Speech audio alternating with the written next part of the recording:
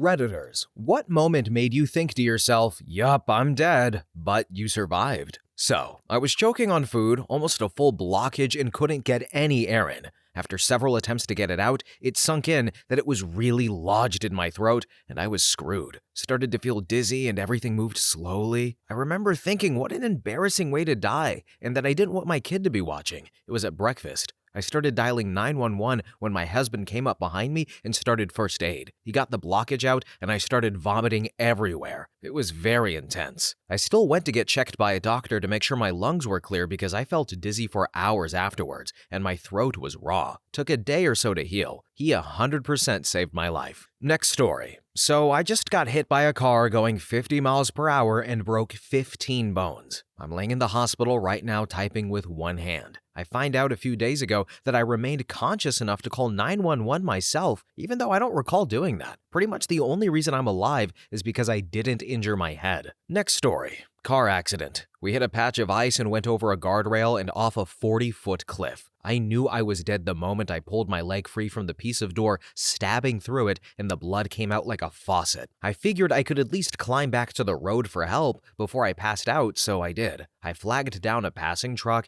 and passed out and died in the ambulance before they brought me back. The firefighters used my blood trail to find my friend's car, which saved his life. So, mission accomplished. Next story. I was briefly trapped under the raft while in Rapids white water rafting. Didn't get the breath I thought I would when my head hit the bottom of the raft. Thought I was a goner. A second later, I was to the side of the raft and only mostly still freaking out. Next story. I was 11. I had just developed asthma and my mother refused to quit chain smoking in the house. One night, I have a severe attack. I'm trying to use my rescue inhaler and it's not working. Each time I try to inhale, it just goes right out my nose. I panic. I vividly remember my mother's smoking a cigarette as the panic is giving way to hypoxia. She's screaming at me to use my inhaler. Right before losing consciousness, I realized that was it. I'm dead. There wasn't a whole lot of life to flash before my eyes. I was 11, but there was a sense of calm and peace settled over me as I collapsed. But my parents did CPR on me until the paramedics arrived. I woke up in an ICU days later with a tube down my throat. The doctors were surprised that I survived, and my mother never smoked in the house again after that. The car was still fair game for her, though. Next story. I was a director of one of the largest museums in the United States and walked out on stage to give a pretty controversial presentation. I was already pretty nervous. Then there's a loud bang from the center of my head. I don't feel my body drop, but I can tell I've hit the floor. My vision blurs and turns red, and in the 3 seconds after the bang, I come to the conclusion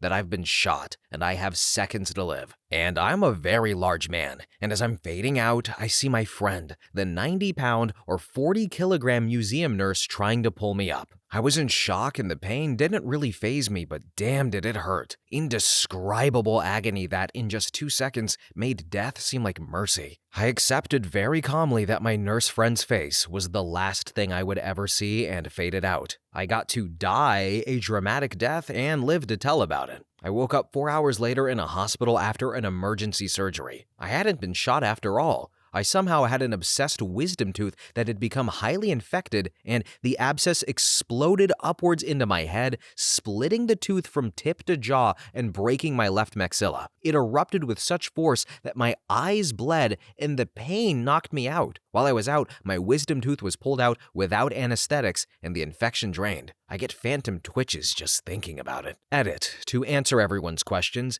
yes, I had a toothache for a few days and had an appointment for 2 days later to have it checked out. I had been soothing it with toothache mouthwash pretty effectively. Then, I'm an evolutionary biologist, and the presentation was about accepting certain facets of the science of evolution in order to move forward in the global bank of medical knowledge. Now, this may seem pretty duh to most of you, but our museum is in the South, in a county where 70% of residents don't believe in evolution or climate change. It was pretty hot button. Then, not many very people knew it was possible, including some of the medical professionals I worked with afterwards to repair my face. They all said it was an absolute freak accident that had to have precisely perfect conditions to occur. And yes, I do have a bit of post-traumatic stress concerning it. I go to the dentist at least 6 times a year now, and I've considered having all of my teeth removed on multiple occasions. I get little twitches from where nerves were cut on occasion, and my heart sinks. I wince and sometimes cry or whimper, not from pain, but just the fear that it's happening again. And I don't eat any foods that may cause tooth decay or pain, which has honestly been great for my health overall. But thanks for checking in. Next story. House explosion. 3 years old, Edmonton, Alberta. I vividly remember standing next to a stove that someone was fixing in the basement apartment of my dad's friend's house, who we were visiting, and the next thing, I was opening my eyes in the daylight outside. I completely blacked out while the gas stove exploded and I landed clean in the driveway.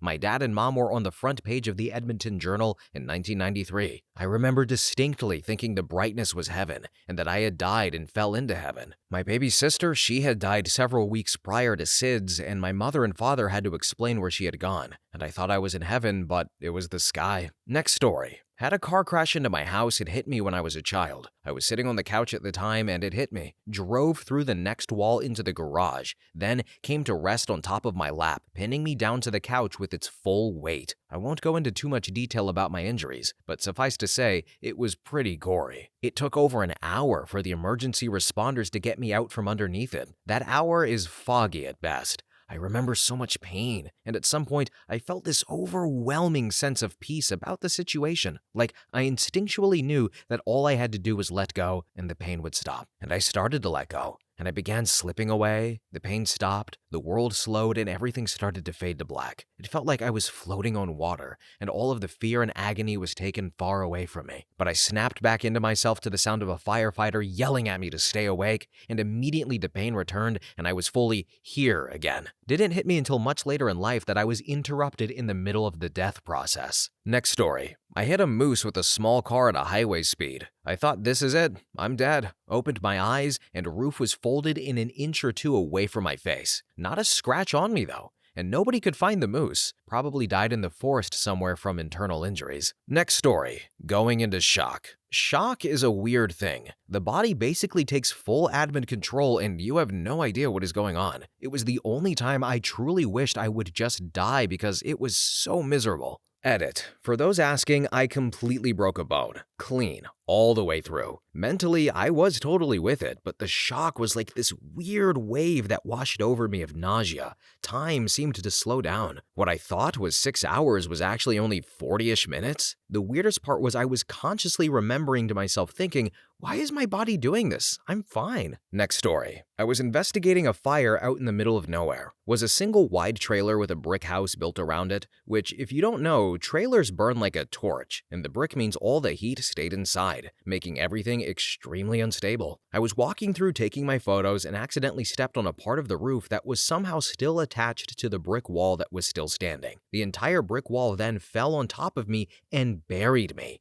It hurt like a B word. I don't know if you know what a brick wall falling on you feels like, but everything hurts. Everywhere. I laid there under the bricks for probably 5 or 6 minutes trying to figure out just how injured I was, if anything was broken, and if I was going to lay there until I died because I had no cell service, and no one was going to see me if I couldn't get myself unburied. I'm in the middle of a completely burnt building miles away from anywhere buried under a brick wall, but I, thankfully, only had scratches and bruises and managed to dig myself out after a good while. But good lord was I sore for a while. Next story. So I've told this story before, but here it is again. While transferring work locations, I was staying with a cousin of mine at the new location. Her psychotic, alcoholic, drug-addicted, vicious ex-boyfriend, whom she had just kicked out of her house, was stalking her. Well, he saw me move in and assumed I was the new boyfriend and laid in wait for me outside her house one night, where he jumped me from behind and slit my throat. And despite losing massive amounts of blood, I didn't die. I didn't even feel that bad, so while he was trying to break into her house, presumably to kill her too,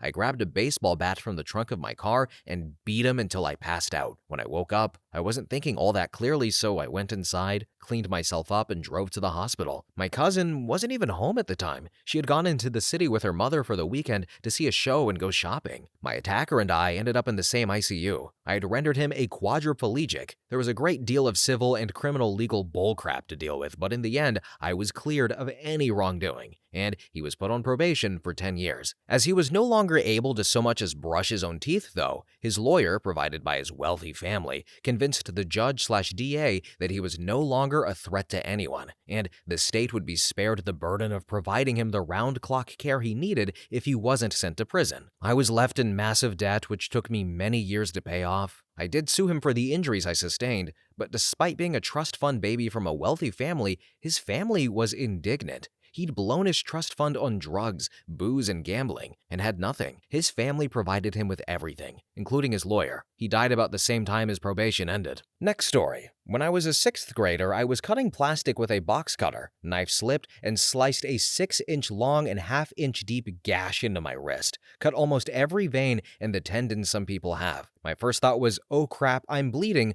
followed by me running to the bathroom and then slipping on the blood and smacking my head on the floor. Knocked out, and somehow I lived. Next story. Squished in the middle car of a multi-car highway accident. Airbags deployed/car totaled, smelled burning scent, not sure what it was but assumed the car was about to explode, and stuck in the fast lane on the highway as other cars whizzed by this cluster F at high speed. But lived to see another day. Felt extremely shaky from adrenaline for hours afterwards though. Next story. I was kidnapped. A guy approached me at a gas station in the middle of the night. I had just gotten off of work and asked for a ride. I said no, obviously, and he pulled out a massive knife and insisted. Of course, I agreed at this point because I wasn't trying to get stabbed and asked him where he wanted to go. He directed me to a sketchy motel in the bad part of town, holding the knife on me the whole way. As we were pulling into the parking lot, I thought for sure this was how I was going to die. He got out of the car first, and suddenly, 2 guys came out of nowhere like effing crackhead guardian angels and jumped the guy who had kidnapped me. From the little I heard, he must have owed them money. I didn't stick around to find out. I hauled ass out of that parking lot with the passenger door of my car wide open. I still can't believe I lived through that. So everybody, I think this is the first time that I've read a crackhead W. Usually the crackheads lose in these stories, but you know what? Good job, crackheads. Good job, guys. It's nice to have variety sometimes. Anyway, next story. So, my ex-boyfriend from many years ago was physically abusive. One of the last times I was around him, he choked me out so hard and so long that I thought that was it. I could feel the last bit of oxygen slipping out from my lungs and my vision narrowing. Fortunately, his dad came into the room right as I was losing consciousness, pulled him off of me, and then beat the daylight out of him. I picked up my stuff and my cat that night and drove the 800 miles back home to my parents. I only had to see him in court after that. Next story. When my girlfriend drove the car into a tree at 70 kilometers an hour. She was highly depressed and wanting to take her own life. I went over to help and thought just to take her to her favorite beach.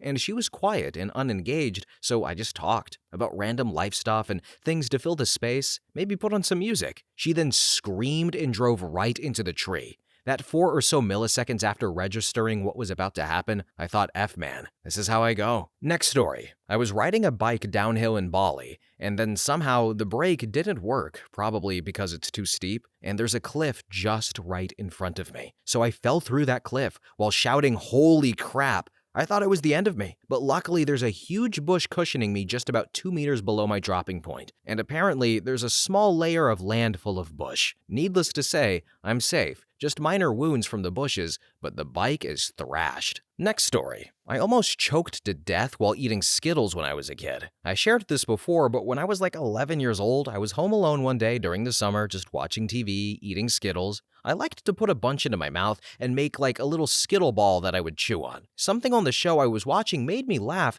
and I swallowed the ball, which got lodged in my throat. I then experienced a few seconds of sheer terror because I realized that there was nobody here to help me at all, and I was probably gonna die. Thankfully, I remembered some cartoon or movie where someone jammed their stomach on a chair and got something unstuck from their throat. So I lunged at the corner of the recliner as hard as I could with my stomach, and it actually worked and popped the small ball out. I was super lucky because I really had no idea what I was doing, but one of the worst feelings I have ever experienced. Definitely never ate Skittles that way again after that, and to this day, I'm still a bit paranoid about eating certain things when alone. Next story. When I was in elementary school, my friend invited me to her pool birthday party, and I lied and said that I knew how to swim. I didn't, I just wanted to look cool. So she surprised me from behind and pushed me into the pool. I started panicking and flailing while inhaling water, but she thought I was joking. She had to jump in and save my lying ass, and I was so embarrassed. I spent the rest of the time sitting by the edge of the pool while everyone else kept playing in the water. Next story. I was riding on a jet ski behind my friend on my first day of vacation back to my country on the Middle Eastern coast. My friend was so excited to go, so he was driving first. And this man was literally gunning it full speed and didn't slow down for the other boat's wakes. So the third or fourth time the jet ski jumped, it ended up landing with the steering wheel at a 90-degree angle, and we just got launched off of it. I remember the force of the impact and why people say hitting water at that speed is like hitting concrete. 2 broken ribs, a collapsed lung, and a deviated stomach later. I had to swim back to the jet ski and climb back up while holding my ribs. GG no re. Next story. Got hit by a drunk driver while walking home with some takeout for dinner. Waited at the crosswalk, the light goes up, waited for left turn traffic to clear, and the cars that would be going parallel to me to start moving forward, i.e. a situation that should be safe. Start walking, and after a few steps, hear some horns honking and tires screeching. Glance over, and there's a truck. I found out later it was a Ford Explorer, and it was barreling right for me. I try to run and maybe make a step before my face is bouncing off the hood of the truck. And I had that oh my god, I'm about to die moment. It's been 4.5 years since then, and it's honestly still kind of traumatic to think about, though talking about it does help. I ended up having a compound tib-fib fracture in my right leg, didn't break skin but was bad enough to be compound, and a shattered pinky bone in my left hand. Leg required a rod and a few screws to put it back together. Finger needed a plate and 2 screws, more like wires with a spiral screw pattern. Both still have physical aches, pains, and limitations, but I'm glad to be alive. In a lot of ways, I used this to make positive changes in my life, but I still wish it never happened. My choices since then were my choices, so I take full credit for them. That drunk a-hole that hit me went to jail for about a year, and I got my uninsured motorist coverage paid out because the dude was on a suspended license from prior DUIs and didn't have insurance. Thankfully, my health insurance waived claim on my own car insurance payout. It wouldn't have covered their not a bill total in the end. Next story. Shooting. One day when I was 10 years old, I was just chilling in the front room watching Lego Ninjago on my off-brand tablet, and out of nowhere, there were lots of loud bangs from outside. So I get up and look out the window to see what's going on. There were about 3 groups of people shooting at each other and into random houses. They had rifles, shotguns, you name it. My little brother was in the backyard at the time, and our parents were not home. We have no back door. I felt it was my job to get him inside to safety. I opened the door and ran to the backyard. I got shot in the shoulder while I was running. It didn't feel like how it's described in the movies. It was like a searing, burning fire in my shoulder. I kept running to my little brother, however. I picked him up with my good arm, and when I ran him to the front door, he was not injured. I was injured. I was shot 7 more times, twice in my left leg, once in my right, once in the back of my head, luckily it only grazed me, and 3 times in my torso. I made it back inside, and all I thought was, but I'm too young. And then I lost consciousness. I woke up in the hospital after a medical-induced coma that lasted 3 days. My family was there when I woke up, and I just asked what happened, as I had forgotten. I'm 23 now, my brother is very grateful, and my scars have faded a bit. I've also been diagnosed with depression, anxiety, and PTSD. I go to therapy weekly, and I am doing much better. Next story. Trigger warning, domestic violence. My ex lifted me off the ground by my throat and pushed me against a wall before he began squeezing. I tried to fight him off, but when my vision got hazy, something in me just gave up. I knew I was going to die. There was no point in fighting it. So I just looked at him and held eye contact as I let my body go limp and dropped my arms to my sides in complete acceptance. But I guess he liked it better when I was struggling because that's when he let me go and I fell to the floor. Next story. Went kayaking with friends down several miles out in the middle of nowhere. Hit a rush of water at a bend and tipped. Ended up getting sucked underneath a tree growing off the side of a cliff and got stuck underwater in the hundreds of roots. Figured that was it for me, but managed to get pushed through the one little hole after a few seconds and went on through the rest of it. Freaked my friends out really bad, but not much I can do. Next story. I served on a US submarine and we were about to launch Tomahawk missiles at a foreign nation. Before the launch, our captain got on the 1MC and said he was proud to have served with us. After his speech, I was certain we were all going to die. I made my peace and mentally prepared myself for what was to come. After the launch, though, nothing happened. Not even a skirmish with another submarine. We made it back out to sea completely undetected, and I thank my shipmates for steering us through. Next story. I was about 12 years old delivering newspapers on an old 10-speed bicycle. I was going down a steep hill with papers under one arm and the other one on the handlebars when I realized I was going way too fast and the brakes weren't working. To top it off, there was a car coming in the opposite direction of the home. Up the hill, I saw a very side street coming up and I knew I had to duck in order to avoid the car. But I was going very fast. There was a very high curb over a sewer grate that I hit directly and literally went flying. I'm not really sure what happened, but I think I just flew almost parallel to the ground and landed softly, sliding forward on soft grass. I ended up about 25 feet away from my bicycle, which had stopped right at the curb. I got up, still had the newspapers under one arm, and didn't have a single scratch on me. Okay, so this story reminds me of a personal experience where I wasn't the one who almost died, but my friend Drew. We were at a really big hill going down in the neighborhood, and typically we would take scooters or bikes down there, and we would go at a decent speed, the people who live there. Drew was visiting. He doesn't know this hill. It's still a hill. Anyway, he goes down on a skateboard, which none of us have. We're scooters and bicycles, and he goes, and he goes, and he doesn't slow down, and then Drew falls off the skateboard and hits his head on the sidewalk. I thought Drew's dead, but he lived. So good for him. He's a communist in New Jersey now. Anyway, next story. So, I got down to sub 100 psi left in my tank at 140 down and panicked while scuba diving. Felt like I was inhaling nothing. Shot straight to the surface following the buoy line, remembered the buoy at about 70 to 60 feet right before smashing my head into it, losing my goggles, and knocking my reg out. Kept frantically swimming towards the surface until I inhaled water right before I surfaced. Luckily, the boat was right there, and they pulled me out of the water, and I coughed all the water out. Had to go to the hospital, coughed up a bit of blood, and had a bad case of the bends. I'll never forget the feeling of my vision narrowing and thinking that was it. Next story. Years ago, I was driving along with my stepbrother riding shotgun. Came to a railroad crossing. Lights were not flashing and no bells were ringing. Just as the front wheels touched the crossing, a train blew its horn. We nearly installed a sunroof in my old Pontiac. Edit. I should have pointed out that the crossing had lights and bells, they just weren't working that night. Next story. My parents were driving me to school and they usually drop me off at this intersection at the corner of my school. When we get to the intersection, there was a car in front of us waiting at the stop sign because there were kids walking the street. I get out of the car, wave goodbye to my parents, get to the crosswalk, and right as I step onto the street, I slip on some ice. It was winter and I also live in Canada, and my face lands on the pavement and facing towards the person who's at the stop sign's car, 5 feet away from their tire. And then they start going. I was thinking, oh my God, my head is going to become a damn pancake on the road, but nope.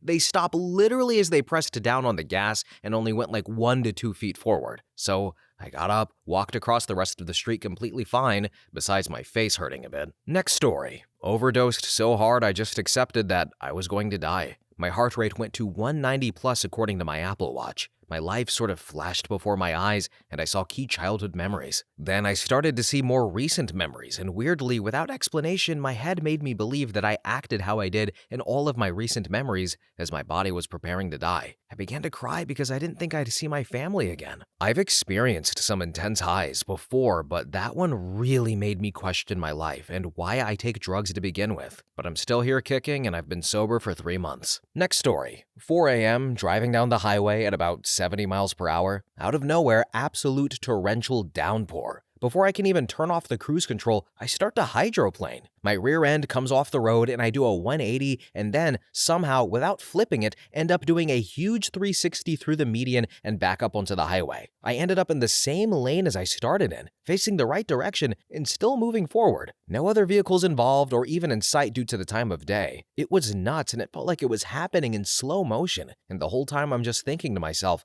when it flips, I'm dead. I pulled over at the next exit and let the adrenaline clear out of my system while still barely believing that it happened. Next story. Went backpacking on snowshoes along Lake Superior. Was extremely unprepared. First night we dug down to the ground and set up our tent. There was one hell of a storm that night. Thunder, lightning, snow didn't even seem real. Woke up the next morning soaking wet due to condensation. I was a level of cold that I've never experienced. Only thing that saved us was our packs were under a tarp on a picnic table, so we had dry changes of clothes. Next story. 25 years ago, my friend and I were cruising around some back roads outside of town. It was a regular school night, not doing anything crazy at all. 2 kids driving around and chatting about the things that 17-year-olds chat about. We started heading back towards town on an unfamiliar road. It was dark, seemingly out of nowhere, the road just ends, and we flip the truck end over into a canal. We weren't going fast and we were both wearing seatbelts. No panic at first, we're okay. Upside down, but okay. We undo our seatbelts and attempt to open a window or door so we can escape. It's pitch black. We're under 8 feet of water. I'm fumbling around trying to figure out how to open the now upside down door. Nothing is where it should be. It's confusing. I can't get the door open. The cab starts to fill with water. Panic sets in. My door just will not open. I can't find the window lever. Water quickly rising, and I'm thinking, what the F? Is this how it ends? I'm only 17. As the water rises, my mind sort of splits in two. One side panicking, the other somewhat calm as I realize that this is going to be how it ends. I'm going to drown. I just started grade 11 and I'm going to drown. The water rises up to my neck. My door just won't open. Then my buddy yells, "I've got my window, let's go!" And we're completely underwater now. I scramble over to his side and I feel the opening. I push myself through, I swim over it to the embankment and climb up to my buddy. He is relieved to see me. We made it. I had another near-fatal encounter with this same canal 4 years later. Next story was working on a broken truck on the side of a highway. Young driver was on phone and started to go off the lane. I was on the roadside with the truck behind me. She swerved at the last second and her front bumper was inches away from hitting me. She ended up losing control, then rolling her car at 110 kilometers and got messed up. Another time, I just got out from under a truck when another phone user slammed into the back of the truck, which pushed the car under the truck. He's brain dead now. Next story. The night I fell headfirst into a large stone fire pit. My hands landed on the hot coals, flames lapping up around my face and neck, twisting around my arms. I turned my head to one side so I didn't breathe in flames. The wall of the pit was so high, I couldn't even push myself out. I was 100% sure I was going to die there and then. Suddenly, a pair of arms grabbed me from behind and I fell back onto the patio. He beat my chest, which was on fire, and he beat it out with his bare hands. I'm horribly disfigured and covered in scars, but I effing lived. Giving death the finger all the way. Next story. 777 stalled on final approach to Denver due to wind shear at about 1,500 feet AGL. Dropped like a rock. 90-degree bank, massive vibration. Carry-ons were flying and hitting the ceiling and walls. Everyone was screaming like a roller coaster. Cut my hand gripping the armrest. Looked out the window and I realized I was looking straight down and figured it was over. But the pilots saved it, and we tried another approach that was almost as bad. Bottom dropped out,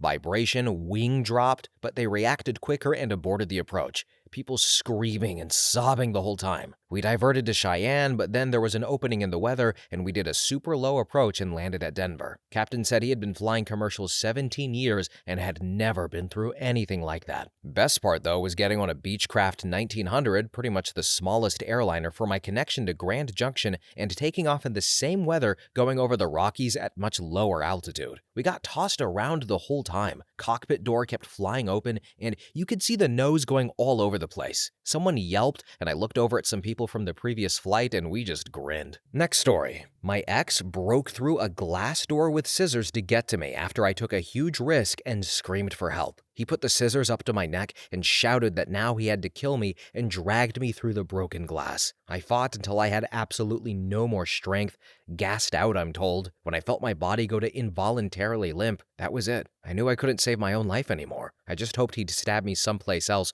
where I'd bleed out quickly. Next story. The day I learned that gas smells like a dead body. I think everyone has come across an animal's dead body once in a while. That sickly sweet smell is heavy, and it's everywhere, sticking to you. Unfortunately, people here are a-holes, and they've taken to dumping animals near my house, as the way it's surrounded by a stone wall and trees allow for some fast privacy. I've come across many abandoned, dying, or already dead animals. All of that is to preface that one night, when coincidentally, it was my brother and I left alone in the house, I kept hearing some weird scratching noises late in the morning.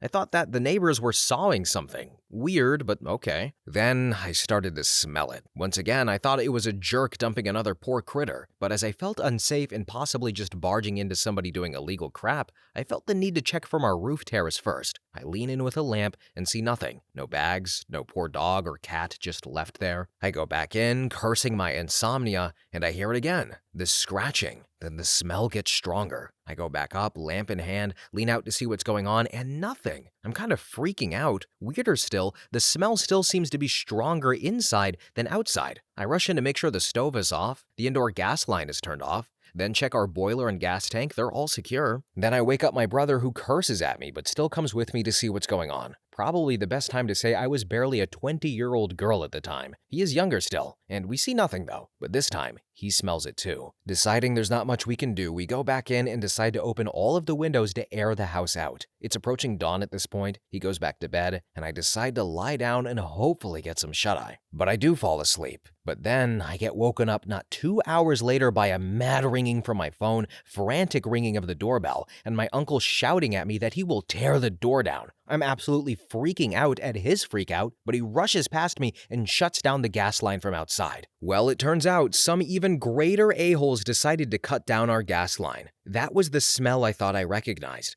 That's why I could never see a dead body nearby. And that was the scratching noise I heard. The gas had spread all throughout the neighborhood, and my next-door neighbor ran a few blocks up to get my uncle while she tried to call me all the while. It was pure dumb luck that we opened the windows and didn't asphyxiate. It was even dumber luck that these effers cut the damn copper line with an effing saw, and it didn't blow up. They could have killed us, and they didn't give a crap, all for a few feet of copper tubes. The thing that still weirds me out to this day, and the reason why I didn't think it could be a gas leak, was because our line is some 20 feet up from the street level, and I didn't see anyone. How did they manage to sneak around like that? They must have had something to climb, used each other as a ladder or something to prop themselves up, then scramble down and hide somewhere. But the nearest and single car parked outside that night was several yards away. But my uncle fixed the tubing and covered in a concrete casing that very same day. I still often check to see that it's intact. Jerks still dump animals there too. Next story. So, not my story, but my sister's two guys broke into our house when my sister was home alone. She was blasting music while cleaning her room, and she heard the glass sliding door break, so she went and locked her room door. She played softball, so she grabbed her bat and sat in her closet with it. She heard the knob jiggle and a knock on the door. One guy said, "Hey, there's someone in here," and he was banging really loudly on the door before the other guy yelled, "I found a safe!" And the guys left 5 minutes later. They took off with the safe and some of my mom's jewelry plus our TV. They couldn't get the safe open, so they threw it out of the window, and the cops found it a couple of days later. Next story. When I was 11, I had a whooping cough. I was sick for 3 months. One day I went to school, and at the gate I had an uncontrollable coughing fit. Then my airways swelled up until I wasn't able to breathe.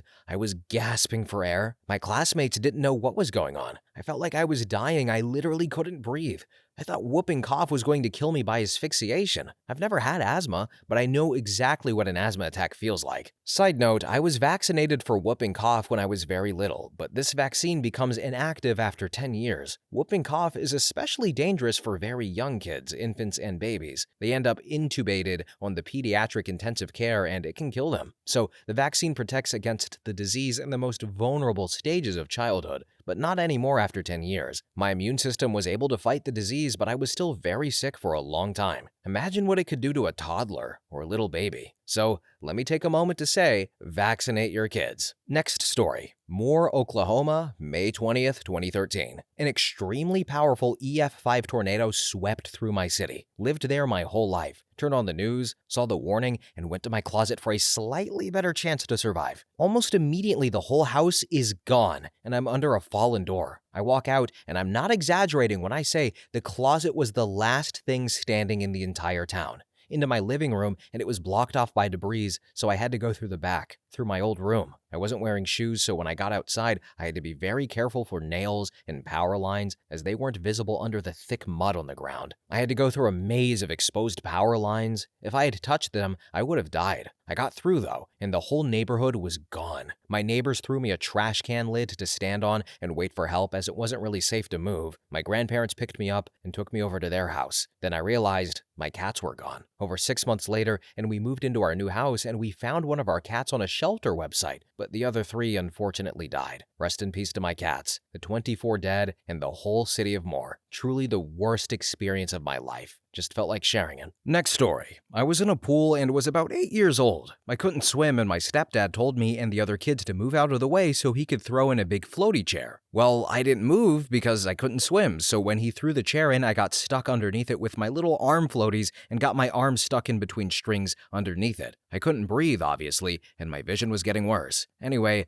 I did eventually get my arms free and made it up to the surface. surface, but that's my experience. Next story. I had dengue fever for a few weeks when I was a preteen. My health really got worse, and I lost all my appetite after all those vomiting and 41°C temperatures. I also got dehydration because it was a really hot summer when I had the disease. My family rushed me to the hospital, and I thought I would be dead because of how severe my condition was. Luckily, after intense care and stuffing my face with food to grow my palates, I lived and we rejoiced. But I'm not going to go back to that swimming pool that we swam at a few weeks before I got the fever. There's so many mosquitoes there and it's traumatizing. Next story. Backwoods camping, Montana. 7 miles of snowshoeing into a mountain range where I was the only person. Saw maybe some bear tracks on the way in. Sometimes they wake up to get food in the winter. But I made camp late, started making food. My dog slinked away without me noticing, and all I heard was something bounding through snow and loud huffing quickly closing in on my left. In my head, it was a bear or a wolf, and I thought for sure I was done. But it was just my dog jogging back exhausted after bounding around 5 feet deep snow for a bit. Next story. Happened 3 times. First one, I was surfing at about 12 to 14, got dragged under the wave. Board hit my head, started drowning, was under the water for a while. Everything started feeling peaceful. Saw my mother and a light, eventually hit the shore, got back up, and had a lifelong trauma. Then tried to unalive myself in the bathroom. Then everything started to go dark. Some weird stuff went through my head. At that point, I thought I was dead and I gave up on it. And I was able to stand up again. And third, while playing rugby, took a headbutt to my sternum. Passed out and everything went black, and I thought that was it for a few seconds. Recovered half of my senses at the floor, finished the game,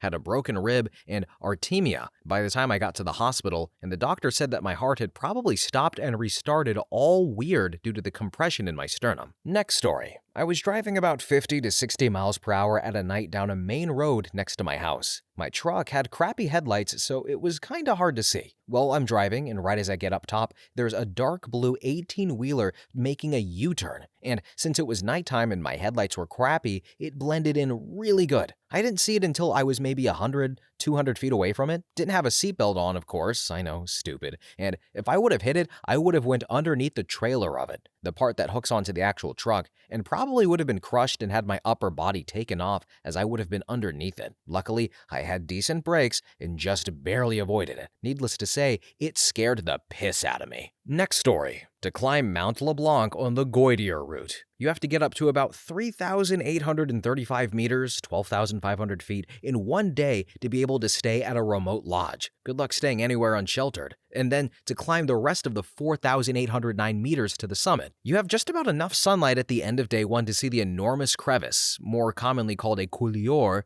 and the ground couloir you have to cross, which has 100 plus grams, 220-pound boulders hurling down in a regular basis, as the best time of year to climb it is early spring, where it's cool enough to climb, but not cold enough as to be dangerous. As due to the slight warming of the season, boulders are released from the frost up the couloir. On this Goytier route, it's the only simple way to the peak. You gotta cross it, and it's killed about 100 people in the last 30 years. So the plan is this. Climb like crazy, then scope the couloir on day 1 and plan route. Sleep in a smelly room, elbow to elbow with 20 mountain climb strangers, and 3 of which who snore loudly. Get up at 2 a.m. when the ice is at its coldest and have less of a chance of releasing rocks. Then tie yourself to a buddy so if one of you gets hit, at least the other guy can try and drag your body up. Cross the couloir in the pitch black and pray to Jesus the rock doesn't start to fall, and steps 1 to 4 went well. But our problem was entering into the couloir a little too low down, owing it to being pitch black, and ended up not being able to climb out the other side.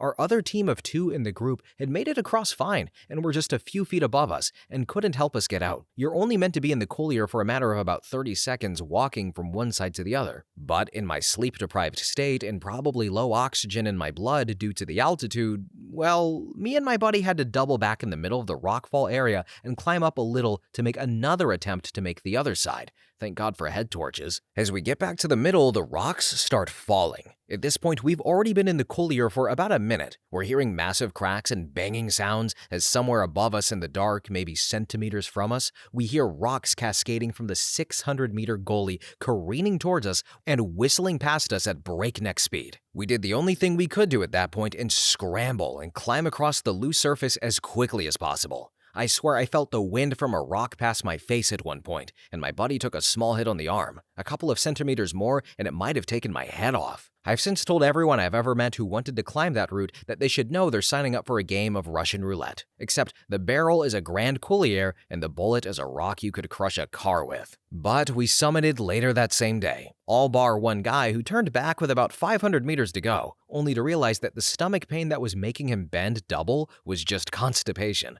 which was frustratingly relieved as soon as he got back to the hut. Next story. When I got type 1 diabetes at 13, nobody could afford a doctor, and nobody knew what was wrong with me. On my first day of high school, I walked and literally had to stop at every corner and gasp for air. I spent the whole day lying in the nurse's office, went home and woke up at 6 a.m., then went into the bathroom and started huffing water into my nose because it was so hot and I was so hot and I wanted to imagine I was swimming. Then I took a step out of the bathroom and thought to myself, I am so tired.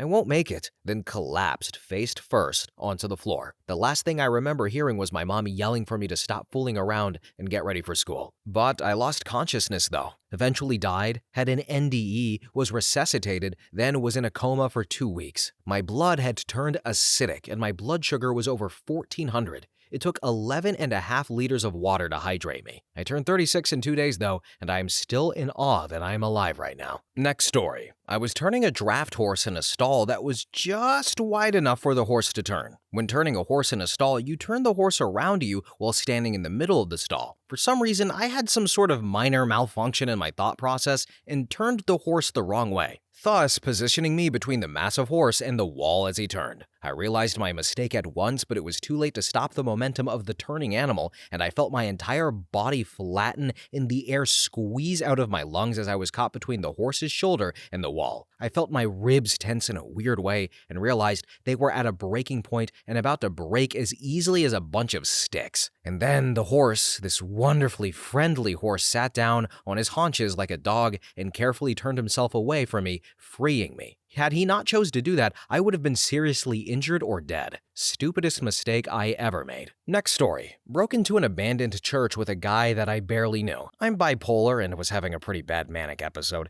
and he started saying weird stuff like, man, I'd love to have some culty stuff in here, and he kept making examples of sacrificing cats, even asked me if my dad was planning on hunting that year so he could have the blood and go back to the church. There was evidence of squatters too, and he said it was a shame they weren't there so he could fight them off to protect me. He stole a chain off an old furnace and made a comment about how it had good weight to it and would be good for self-defense. And the last straw was when he offered me a cigarette, but realized he forgot his lighter and made a comment along the lines of, I guess it's a good thing I forgot, might have gotten carried away. Freaky dude. Next story. I was on a road trip with some friends. I dozed off in the passenger seat and all of a sudden my ass was a foot off the seat, back on the seat, and we were driving across 4 lanes of oncoming traffic while I calmly just kept repeating the driver's name, hoping they would wake up. From the second I opened my eyes, I was entirely convinced we were going to die. My body just kind of forgot to panic. We ended up in a cornfield before I switched to the driver's seat,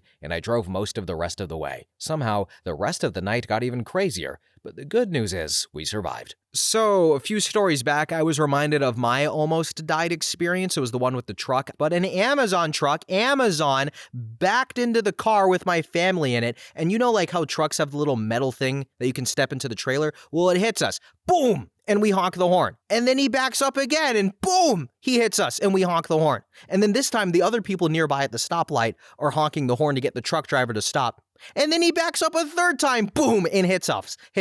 And then at this point, he realizes what he's done and then drives off. But my dad was just about ready to tell us to get the hell out of the car because we would have been decapitated. So this lovely voice could have been taken away from you so soon. I know. Don't be emotional, guys. I'm still here. But anyway, folks, that's the end of the video. Thank you all so much for watching. Have a really good day and bye-bye.